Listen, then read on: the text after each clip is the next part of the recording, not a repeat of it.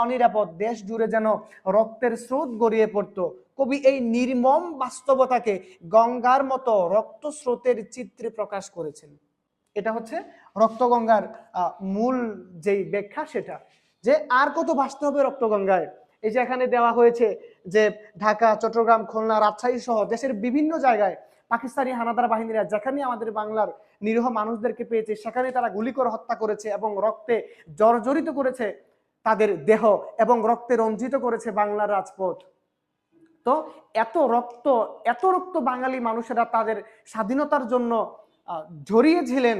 মনে হয় যে সবগুলো রক্ত যদি একত্রিত করা হতো, হয়তো বা গঙ্গা নদীর মধ্যে, গঙ্গায় যেরূপ পানি যেরূপ নদী, ঠিক বাঙালির রক্ত দিয়েও হয়তো বা এরকম আরেকটা রক্ত গঙ্গা তৈরি হয়ে যেত।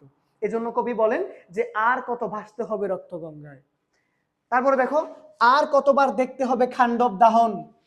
আর কতবার দেখতে হবে খান্ডব দাহন, মানে খান্ডব দাহন বলতে এমন একটা জিনিস যে জ্বালিয়ে পুড়িয়ে ছারখার করে দেওয়া হয়েছে, এরূপ একটা জিনিস।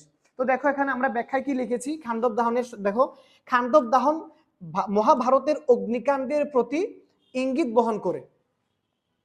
কবি দেখাতে চেয়েছেন হানাদার বাহিনীর আগুনে পুড়ে ছাই হয়ে যাওয়া গ্রাম শহর, জ্বলে ওঠা ঘরবাড়ি, চিৎকার, ধোয়া, বারুদের গন্ধে আচ্ছন্ন রাতগুলো যেন সেই পৌরাণিক আগুনকে নতুন করে জীবিত করেছে।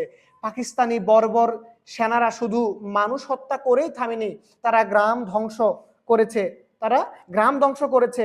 বাড়িতে আগুন ধরিয়েছে, নারী, পুরুষ, শিশু সবাইকে পুড়িয়ে ফেলেছে। আগুনে পুড়ে ছারখার হওয়া বাংলার দৃশ্যটাই কবির খান্ডব দাহন।